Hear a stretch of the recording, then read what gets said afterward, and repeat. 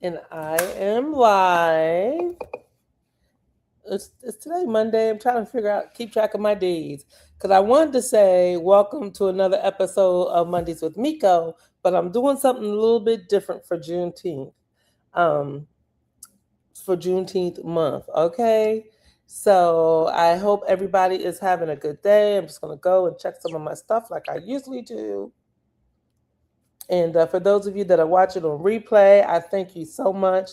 Thank you for your continued support of Mondays with Miko and of this podcast. And I really look forward to sharing these. I have a 3-part podcast series coming up. Oh my goodness, y'all. And it is incredible. Okay. It really, really is. Just in the pre-conversations I've had, I'm just super, super excited to share with you all my guests and kind of some of the things, this Jersey girl has been learning about South Carolina. And, in my South Carolina kind of history journey, it began when I moved here. Hello, guys. Good to see you, Miss Page. Can't wait. Marvin Page, she's on, and she is going to be my special guest on Wednesday, y'all. I see you, Reagan. Good to see you. And I was just saying that my journey into South Carolina history, for me personally, began around 2019. I attended the Progressive Network course, and it was awesome. I learned about Majeska Simpkins and about South Carolina, and then I went to some of these places, going down to Defusky Island, over to Savannah, and I can't wait for you all to meet this guest I have in the green room. We American history is beyond what we get in the books, and so the title of this podcast is the Emancipation Proclamation, the beginning of freedom's promise. And it is so important. It's one of the most important documents in American history, I will say, because if it wasn't for this document, who knows if they would even be in America? Definitely not the way we know it today. So excited about that. We're going to have some conversations about slavery. And in that conversation, there will be some things that are going to come up about race. And, and it's all about us just knowing about the history of our state and how it impacts us right here, even in Mullins. Not even in Mullins, especially in Mullins, with the roots of Mullins being agriculture, right? And so today's episode, we're going to learn about the Emancipation Proclamation from someone that I think is by far well qualified, totally an expert, and I am so excited to introduce you to him. And then on Wednesday, the 24th, we're going to break down Putu Goshala. And Miss Marvin Page is going to be my guest speaker. And for some of you that were whether you were at St. Cat's this past Sunday where I spoke, or you saw the sermon speech that I did online, I talked about Putu Goshala. And on Wednesday, we're going to break it down. You're going to learn a whole lot more about the man, the myth, the legend. And then we're going to wrap up this series next Monday with Miss Carol Ann Gerald Smith. And or maybe Smith Gerald, I'm sorry. And she is going to talk to us about her ancestor, Miss Phyllis Jordan, she was enslaved in a household here in Mullins. So you're going to learn about the household that she was enslaved at. You're going to learn about some of what the family has taken down the road about her life and all that stuff. So without further ado, I am going to bring to the stage my special guest of the evening, Mr. Robert Crawford, with, let me get this right, the Emancipation Proclamation Association, LLC. That's a mouthful, Mr. Crawford. Yes, ma'am. How you doing? I'm doing great. I'm doing great. Thank you so much for being on the show. Can you take a couple minutes and just introduce yourself to the people? Good afternoon, everyone. I'm Robert Crawford. I serve as president of the Emancipation Proclamation Association, Incorporated, here in Charleston, South Carolina.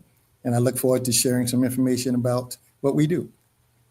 Awesome, awesome. Well, let's just go ahead and dig in. So, how long has one? Is there a short name for the Emancipation Proclamation Association? Like I say it every time. We prefer you saying it every time because people get it mixed up. When we There you say we take the signing of the Emancipation Proclamation for granted. go. We as a people, we most of us, if you, a matter of fact, if you asked the next 10 people you walk down the street and talk to what the Emancipation Proclamation even meant, they have no idea. So Wow. we have left it in place intentionally. We every now and then, we might do EPAI, but when we do the abbreviation, they get it mixed up with another EPA situation. Now they think of something else. So for clarity, we want to make sure everyone knows what we stand for. I'm with you on that 100%, sir. So, how long has the Emancipation Proclamation Association been an organization, and and uh, and how did you come to be part of that organization? The quick part about it, it's been in existence 161 years. We celebrate actually the signing of the Emancipation Proclamation, which has been going on 163 years. So there's been organizations and groups that have been formed prior to our group to support the signing of the Emancipation Proclamation. So we do an annual parade celebrating our signing on January 1st. And so, what was the exact date of the actual signing? January 1st. Well, now, let me Eight- say this. Let me say this as well for your audience. The first declaration, proclamation was actually signed uh, September 22nd, 1862. It Hmm. said to the Confederate Army, Confederate States, we're going to give you 100 days to get in line and to free those who are enslaved. They did not want to sign that. So it was issued and officially issued on January 1st that we are free. Not June 19th. We are free January 1st. And we're going to come back to that. We're definitely going to Yes, come ma'am. back to the significance of Juneteenth 2.5 years later. So January 1st, 1863, it was officially signed, and they kind of gave them, if I'm hearing you correctly, it was created in September. Yes, September 22nd. It was actually created prior to that, but it was actually finally finalized. The first formal draft of it was finalized, and we've had conversations on September 22nd. And it was said, shared with the Confederate States, we need to come back into the Union because that was the big thing. Abraham Lincoln initially wanted the states to come back into the Union. But the other part of that eventually would become, we now wanted you not only come back into the Union, but we want you to free those who are enslaved. And that became the bigger part of the big picture. Gotcha. And so, just for the folks that are on, that are listening, South Carolina, when we say succeeded, they succeeded from the Union in 1860, right? Yes. So at Uh, this part in time, January 1st, 1865, South Carolina, help me understand, were they part of the United States? Were they part of another country? What? no, they were a part of the United States. The There are 10 states that would eventually join with South Carolina included, that would say, hey, well, we no longer want to be a part of the Union of the United States. And the fear was that for Abraham Lincoln and others of Northerners, was that if they allowed slavery to continue, it would spread west. More states would take on being enslaved. So at that time, Abraham Lincoln made a decision. Let's minimize this. Let's stop this now. And Got you. that's where the in 1860, after South Carolina and other states had succeeded because they wanted to be their own government. They wanted Right. to have their own rights. They wouldn't have their own rights, but they did not win that war. So we're gonna get to that. So when it comes to the is your organization, do you guys track any of the abolitionist movement or how any of the abolitionists were involved at that time, or is it strictly about the signing of the document? Primarily by the signing of the documents, but you can't leave, Harriet Tubman and her work out. You can't leave Frederick Douglass and what he did out because they're part of our history, our story, That's and right. so many That's right. others. Yeah, so many That's others. right. Okay, so the Emancipation Proclamation is a document that was signed by the President of the United States on Yes, January 1st, 1863, that essentially said, you all can come back as long as you set the slaves free. Or did it just say set the slaves free? it was primarily a document saying that you must come back. There was a battle. ATM, I hate to say this every time I say it, I kind of get it wrong. ATM, whereas the North, the Union Army finally won a major battle. So that allowed President Lincoln, about 5 days later, I think, to say, okay, let's move now forward on getting this document, this proclamation moving. Because now September 22nd, they say, okay, now y'all got 100 days to come back in Union, or we're going to take everything you want. Now we got General Sherman and others moving through different cities, destroying places. In our history books, we thought that was a bad idea. We didn't understand. No. Well, you know what though? Let's think about this, right? We didn't understand, but we're watching something similar happen now, right? America's in a war, and it's a war over oil or whatever, Hmm. right? But folks are fighting and folks are having to concede and folks are having to give up stuff, right? Yeah, When you lose, you got to give up something. And so, you know what's interesting is a lot of people don't think that the Civil War was fought over slavery. But so far, everything you're telling me, it was all about slavery. primarily it was all about slavery. It was, you went, for those of us who understand, one of the major crops, where we talk about giving up something, was they're going to have to give up making money off selling cotton. One of the Mm, major crops. We had the biggest free production going. We're moving cotton to countries like Britain and to France. They were ready to finance this, or they were financing pretty much because we were selling bulk to other countries. Well, now we're cutting off. They didn't want to get any further involved in this because slavery now was something that people even over there did not agree to. They did not want to be buying into, as long as they were getting the product free, fine. The spread of this slavery to other states was going to be an issue for them as well.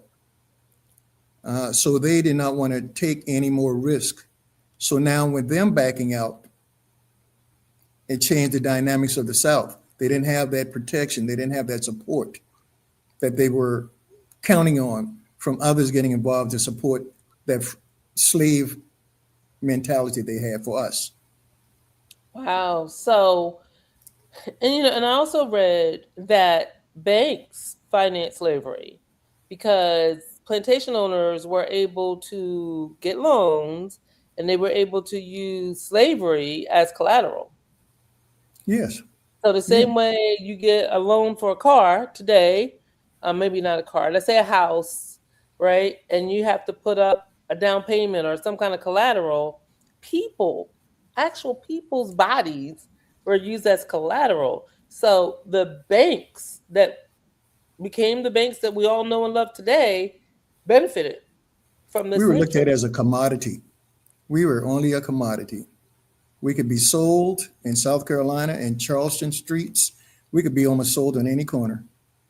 When you come to Charleston one of these days, and I'm saying any corner, was pretty much a place they, but there were different spots that they eventually would locate to. Later on, women who were tied, seeing families separated, would have us. They had what they call the slave mark, and we go indoors, be sold indoors. But Yeah. you were a commodity. People, like you said, you could buy banks. People were using us as collateral, loaning us out, renting us out. We weren't getting paid. We weren't collecting any kind of monies at the time. Our lives were worth nothing except for Wow. labor. So when you go back to 1860, South Carolina succeeded. Nope. Then they realized that they couldn't do it on their own, and they wanted back in. And to get back in, that's where the Emancipation Proclamation comes from. And so when we think about, I mean, that's huge, Yeah, right? This was actual war. So, if we just do a compare and contrast, just so for folks that are listening, if you're paying any kind of attention at all, on what's going on in Iran, is that they're fighting over something with our soldiers and our money. And somebody is going to win or lose that war. And somebody's going to have to concede something. And so now there's this memo of understanding that it seems like, and I know this is not your topic, but I'm just going to put it out there for folks to hear. It seems like we're doing a lot of conceding yet again. But I'm going to park that because we're going to go back to the Emancipation Proclamation. So, we celebrate. Your organization celebrates the signing.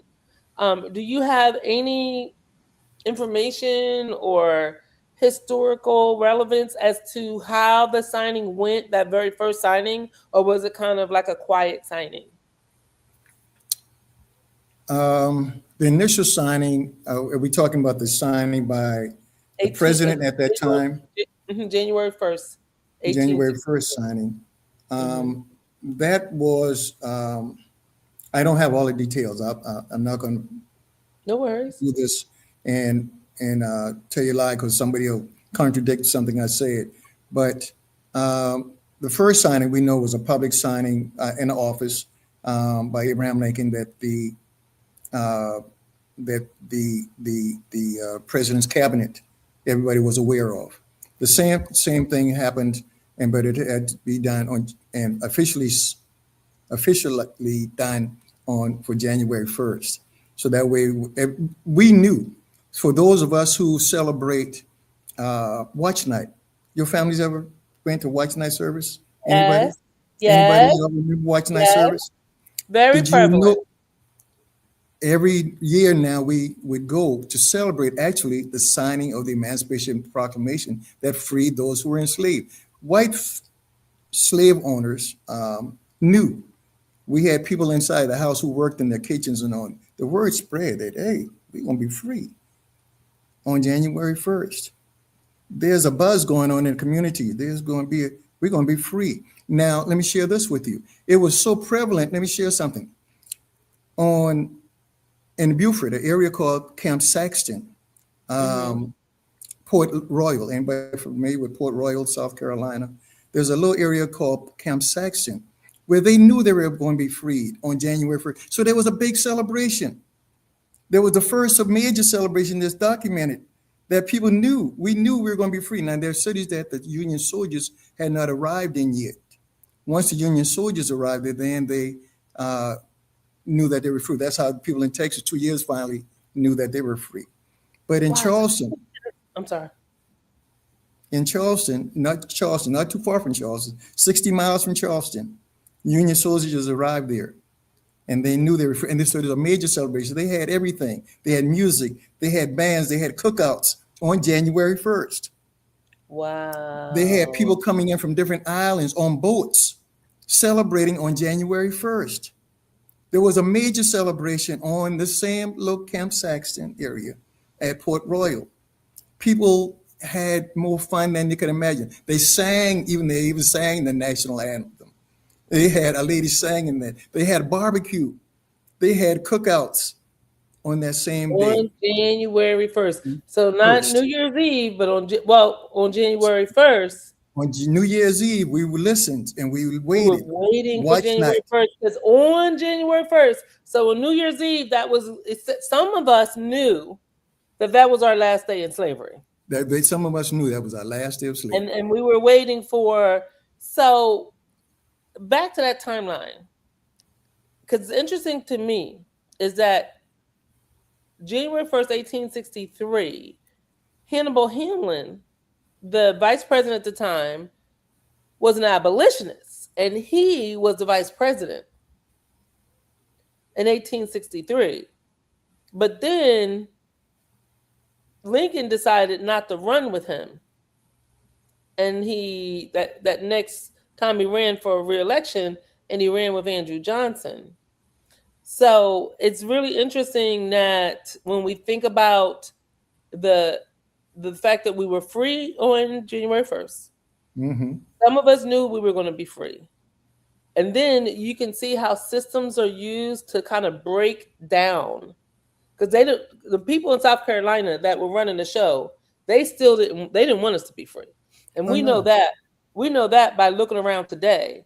Robert E. Lee, he was a traitor to the United States of America. He surrendered in the war, essentially, unofficially ending the war, but yet there's schools named after him. There's still statues up after him. This is in 2026, y'all. So can you imagine in 1863 what they was going to try to do to put us back into slavery or to stop us from ever really being free? And there's some people trying to do that and take you back now. That part. I'm wondering, I did a speech yesterday. I talked about how it took 100 years to get from 1863 from 1865 to 1864 to 1964, right? So we were still being abused and treated terrible for 100 years before the Civil Rights and the Voting Rights Act. And now they're trying to take that back. But man, you just connected that watch night. The fact that watch night is something. So, man, see, I typically don't go to watch night, but I'm going to change my tune. And watch night has a brand new significance for me. That's what it's about. That's the teaching part. People have, over the years, recently, more so over the last few years, maybe, they would go and say, well, thank you, Father, for the new refrigerator I got. And thank you, God, my children doing well, and so on. But they didn't know the real purpose was that people were hiding, or maybe they're going to their small individual churches that they had, what we call community churches. And they are in small groups, church groups, private groups, waiting to hear that they were free. Not being that they weren't able to do some things about it, but they had become free at this point. Excuse me. So Heather has a question. But before I want to get to Heather's question, I want to connect some more dots, right? So we've got 1863. There is this proclamation, and the Union soldiers got to get the word out to everybody that you're free and start burning stuff up and freeing people. But then you have a vice president who was an abolitionist, and who knows why he was kicked off the ticket or why Abraham Lincoln decided to put this Andrew Johnson guy, I'm sorry, with all due respect, because he did become our president, but to put Andrew Johnson on the ticket. So then in April, the Civil War ended with Robert E. Lee, ended in air quotes, I know, with Robert E. Lee surrendering. 6 days later, Lincoln gets killed, and the new president is this Andrew Johnson. And again, all due respect, he was our president. President Andrew Johnson, who was that let's all get along kind of guy and started to undo stuff. This was a mess. This was 2 years of craziness. Yeah, a lot of craziness. So Uh, here's her question for you. Um, okay. Did it take 2 years for those in Galveston to find out just because it took that long for information to travel that far, or was the information known to the enslavers and withheld? and you're probably right on Ooh. both questions, both answers. Many of them did not want us to still be free. Those who were enslavers did not want you to be free. And the other part, it did take a while.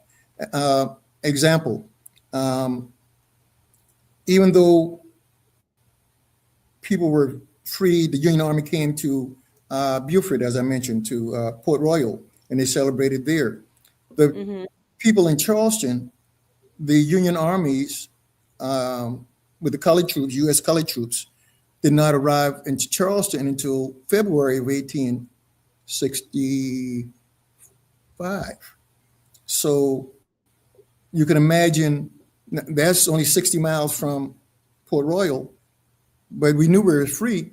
But the celebrations actually were held at the old Citadel, beginning there, and went on down to the Battery.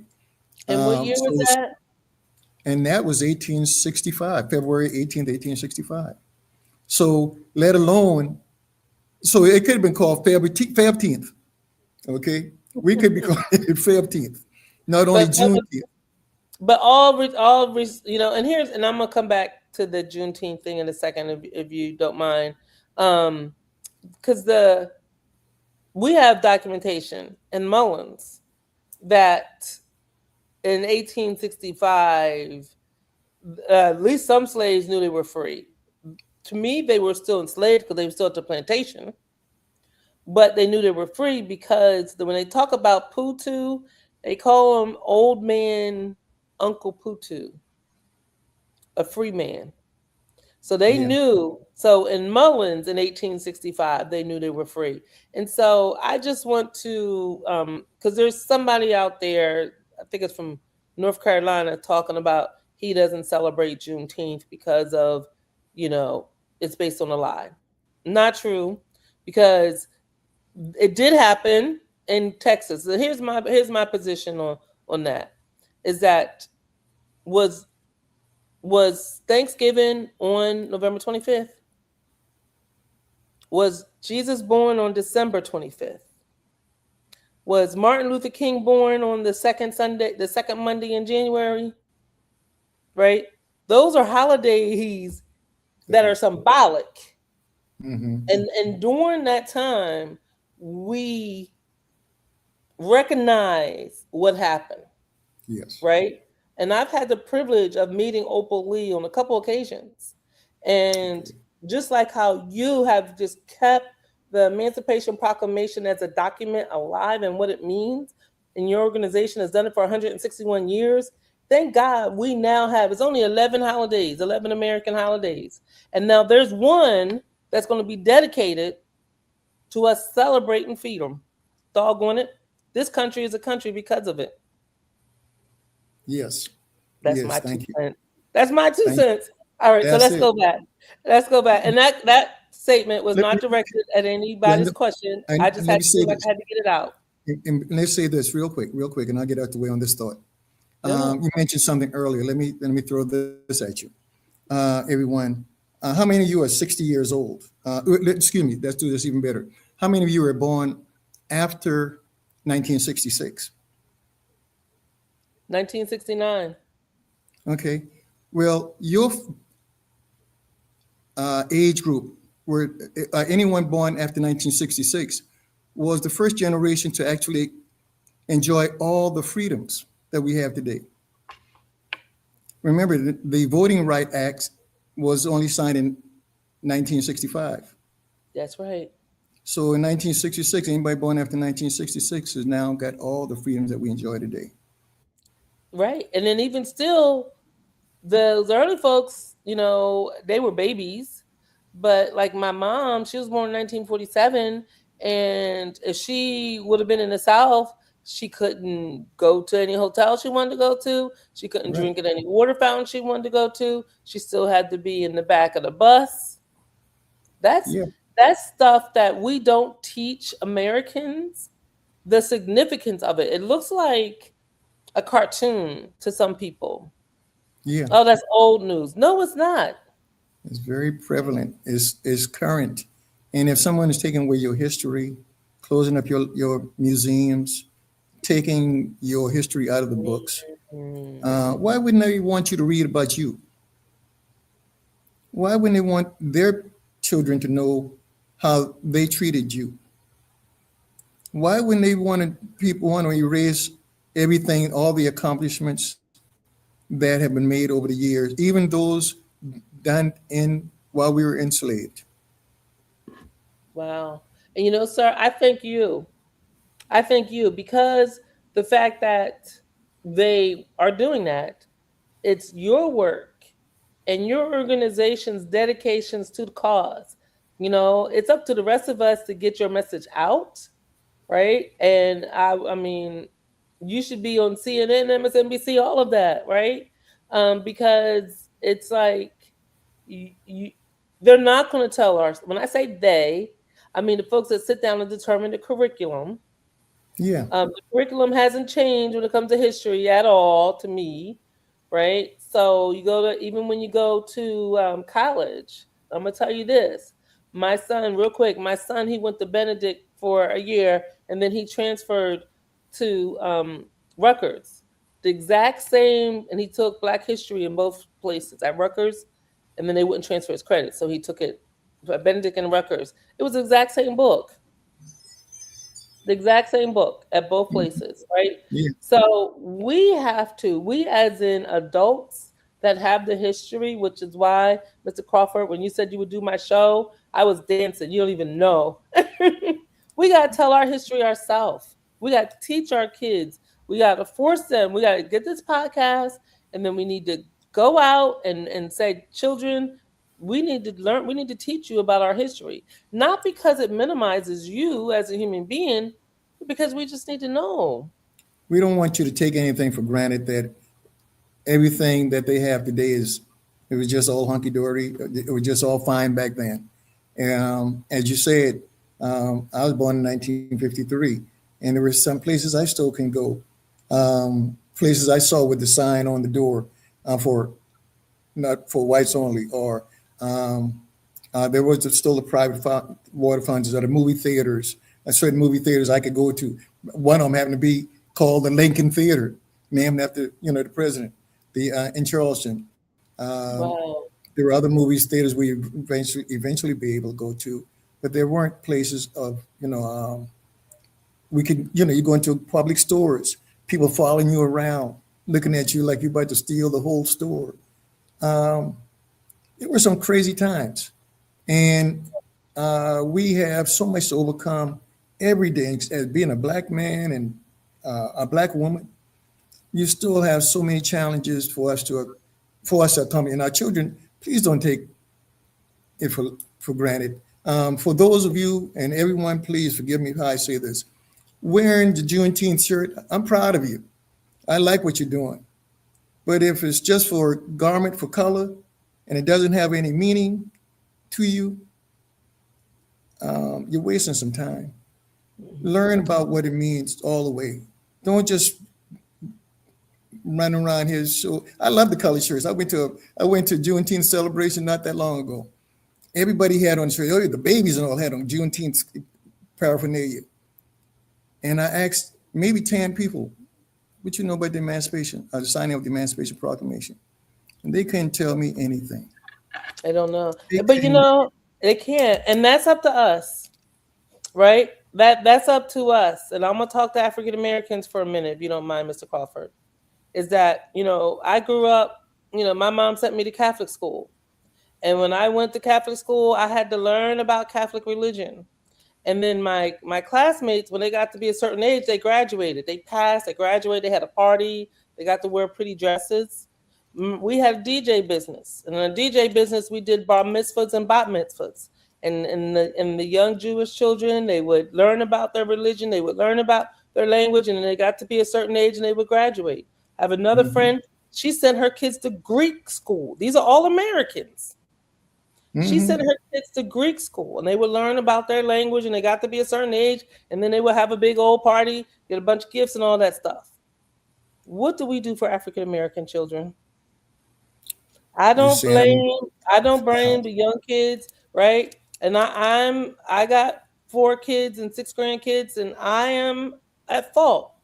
But it's never too late to stop. We to never too late. start, right? And to me, Juneteenth is a start. Thank you, thank you. One of the things on that same note, I like barbecuing, so Yeah, I would cook out with and compete at a time with the Jewish community.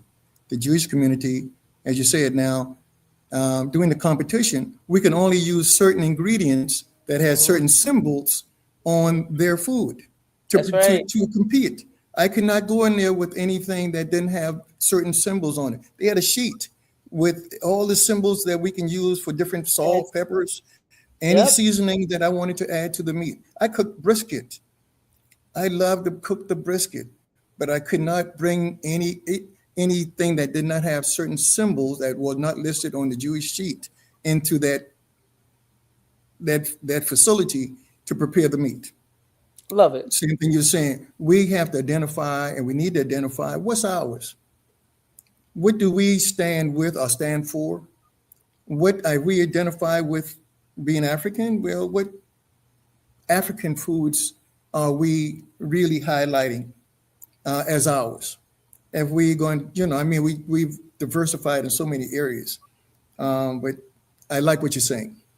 How do And we think teach about our it too. children from that? How do we teach our children? Because the African foods, we brought our foods over here, right? We brought our foods over here from the diaspora with us and seeds, and also, our as the people that prepared the food.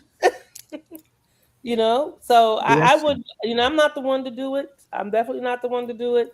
But I think that it's time for us to have a conversation to say, what can we do, right? And like Kwanzaa is an attempt that a lot of people don't follow, right? Amen. But what can we do? Can we get down as elders? Oh my goodness, I'm 57 now, so I'm in the elder community. But what can we do as elders to create something that will stick?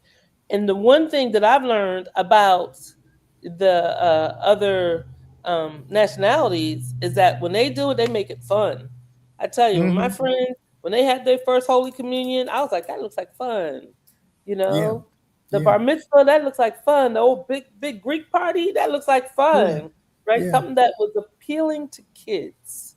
And I think you are on to something that we do need to in this if it's not too late, Hmm. teach and have maybe degrees or levels, whereas we achieve and once you achieve and reach a certain point, not only it's a graduation, but it's a time of celebration for our Yeah, children, a time of yes. recognition for them, because um, we're in integrated school systems now. Uh, we uh, we don't have anything of our own anymore. So our The dance and black our music, church, the black the church, we black got that. church, we still got the black church, but we don't Mhm. go to the black church. You're right. We don't go. We have now turned our backs on the one Yeah. foundation that's Mm, ours. We mhm. have turned away from our church because the preacher got a brand new car. Uh, You're right. uh, Oh my God. we don't Look, go for but the let's word. talk about what you, Back to because where you we were. guys. Back to where we were. Let's get back on track. Yes, yes, yes. Oh, see, I'm sorry. Yeah, this is just conversation. But you guys do some fun stuff. So let's tell the people Yes, about what the Emancipation Proclamation Association does to raise awareness. And I think you have an annual event, right? we do. We do. We have a number of things that we have done and are doing. In September, actually, and I pray that others would take a hold of this. In September around September 22nd, maybe have a conversation, get some panelists together, and have a conversation about the signing of the Emancipation Proclamation, what it Love meant to it. you all. We've done that. We brought in Dr. Powers and from College Charleston and some other guests to have that conversation around September 22nd. And then In October, for the youth part of it, one of our main fundraisers used to be a king and queen contest. We would have Oh, our young king, our young boys and young girls participate and compete in a king and queen contest to raise awareness for them early, beginning early with the Emancipation Proclamation was trying to feed their minds of what's going on. love The it. winner of the king and queen contest would participate in our annual New Year's Day, January 1st, parade celebration. They get to ride the big float. Chance for them to participate. We take the parade from one of the oldest high schools in Charleston, South Carolina, Burke High School, down to the Mm. International African American Museum, where now they had a chance to be a Wow. part of the rich history of Charleston. Now this year, we're going to do it again. We have approximately 65 plus floats and participants every year. 60, did you say 65 floats in this parade? No, excuse me, participants, not floats, not floats, excuse me. Okay, We but have even still, floats, that's great. That's great. we have floats and bands and organizations participating in our parade. About That's 65 thus far. huge. That's I want to, huge. I want to get us to 100 this year. My goal is to get 100. Now, Well, if I can count get me somebody, in. I'll be there. I'm adding you to the list. Thank you. Thank you. Thank you. And maybe some of your listeners, maybe they would want to be on January 1st. Now, I know it's a New Year's Day, but look here, God has been good to us. It hasn't rained on that day. The sun has shined on Mm. that day. It's been a little cold. Well, it's And January. everything's closed. People don't have to work. I have a friend, Baba Mutowski in Colombia, and I just called you out from the House of Hathor. He has to be in this. Bring him. He has to be. Bring We him. need to connect people from Greenville, from Columbia, and it needs to be multicultural It because the will be. Emancipation Proclamation is not a black document; it's an American document. And we can't do it without you. We can't have a celebration without each one of you. We need you. I want to make this one of the best celebrations ever. Matter of fact, and if you have a band, a local band, I'm saying this now out loud. I need their band director to contact me so I can know what the deal is and what they need in order for us to make sure that they're there. Love I it. want to make sure that they come and I want them to have the best time ever. I want them to celebrate in my city of Charleston, where I grew up at. I was born in New York, but I grew up in downtown Charleston, on the east side of downtown Charleston. So I welcome you to my city. I love it, and Mullins has the best band on the planet. I Really? don't know what they're doing on the first, but we can surely ask them. The Shockwave of the South, under the leadership of Kyron Williams, and they are awesome. You see what they're Awesome. working with. Bring them. If you let us know, let me know what they need. Awesome. Let me Awesome. know. We want them. We want them to be a part of the celebration. We want All them. right. So if Uh, anybody's listening here and knows Kyron, and I'm going to call him too. We all need to be. It is a celebration, and it's it okay to is. celebrate because it made America what America was. If it wasn't for the Emancipation Proclamation, we was raging in war. Our president was killed. It's just a lot was happening. VP, the changing in VP, and that's a lot. What would Political. happen if the Emancipation Proclamation wasn't signed, Ooh, freeing those who were enslaved in 1865? Where would we be, you think? If it wasn't we a wouldn't be document, one. There's no way we could be one country. There's no way. this shows the power of the pen. Mm, Don't use it lightly, folks. The power of the mm. pen that it freed us. That And your vote. signature, And your vote. you vote. Your vote counts. Your vote counts. Let's make a difference. Let's show up and show out. This, we want you to know our voices count.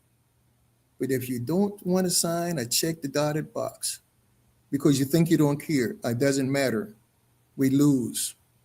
We lose every time. We need everyone. And I'm honored, that those who hear this message, maybe they'll tell somebody. please tell somebody about how the signing of the Emancipation. And if you live in South Carolina, I'm just saying that. I'm not saying anything against Juneteenth, but you were free early. Okay, I'm just saying. But all of us Right. were free together. All of us are We free. knew, right? We knew in 1865. It seems like we knew, and General Sherman was here, right? We knew. Now, what Andrew Johnson did wasn't right. President Johnson did after, Abraham Lincoln was killed. That was wrong. And rolling all that Yeah, stuff back, but that's okay because our story as African Americans is not done yet. not even. Not even. And it's not about, we've talked about the past. We've talked somewhat about the present. Now we're going to move into the future, Go ahead, sir. what we want it to look like going forward. How do we want to make a difference? Are we going to make a difference? And this is our chance to tell our story. This is our chance to be a part of the story. This thing we call history, his story, her story. This is our time. If we're going to make a difference, let us do all we can to right what was wrong, to negate what's being said negative about us. We're some good people. We are some blessed people. We are highly favored. That's why we're still here. Amen. And we are multiplying. We will multiply on you. Be careful. Be careful what you ask for. Oh, goodness gracious. Oh, my I'm goodness. just Well, look, I think I've done my part in terms of the multiply thing. But look, Mr. Crawford, any final words? Any final words? I love um, how you ended it because you ended it with the future. Anything else you want to add to the folk? I just would like for us as a community to participate this year in as many as possible. I said my goal is to at least have 100 participants in our annual parade. Um, I don't think that's too much to ask. I think we have a community of people who want to support what we do, who want to be educated, who in this season are upset with some things that are going on around our world. And if we are going to do anything other than if we don't vote, then we lose. If we don't participate in our communities, we lose. If we don't go to the board meetings and you know that there are people who are not in your favor, are making decisions for you, and you don't have a voice at the table. If you don't pull up a chair and sit at the table, we lose. Mm. We need all hands on deck. It's about throughput. And the industry that I worked in is about throughput. How much stuff can we get through the line in the shortest period of time? How much can we Awesome. produce? So we need to be about producing. We are producing people, you know. I think we can do so much more. God ain't through with us yet, and I look forward to us being there for one another at the end of the day. Awesome. Awesome. Well, sir, I am so glad that we have that chance meeting. And that we know God doesn't make any mistakes. It was not a chance meeting. So I am just so glad I had the opportunity to meet you at the convention last week. And when you told me the name of your organization, I almost fainted. I could not believe it. Knowing this work, the series, I had it in my head. I was putting it together, and you helped me immensely, more than you'll ever know, sir. So I thank you so much. He will supply our needs. Yes, he will. All right. Well, I'll talk to you soon. Okay. And by the Uh, way, stay in the green room. I'm gonna come back to Thank you you in very just one much. minute. All right. Bye bye. All right. All right, man. I'm full. I learned some things. One, people had told me about watch night before, but knowing that watch night was because we knew some of us knew that we were going to be free on the first. So we was having that celebration on December 31st in preparation of our freedom as African Americans. And I don't even want to think as African Americans because we know just African Americans, because we know our allies have always been there with us, right? American story has never been told by just one race, one nationality of people, right? So this is a overall story. So the Emancipation Proclamation was more than a document, and that is what Mr. Crawford has explained to us. It was a promise of freedom, and in South Carolina, that promise became a reality as those Union forces continued to fight, right? Because we knew about it. Those Union forces continued to fight. It was bloody. It was not a wonderful thing to experience, but it happened, and it happened right here in South Carolina. And I want to believe, like Mr. Crawford said, our story's not done yet. That we can usher in a whole new chapter of hope, citizenship, and possibilities. And we encourage everyone to go out and vote. And let's vote to make South Carolina a better place for all. I'm so excited, y'all. Please join me again on Wednesday, same time, same place, 7 o'clock, where I will have Miss Marvern Page, and we are going to break down. We're going to break down the Putu Goshalar. And boy, does she have some stories to tell you all about that great man that once walked in Mullins, South Carolina. Have a blessed Monday, everyone.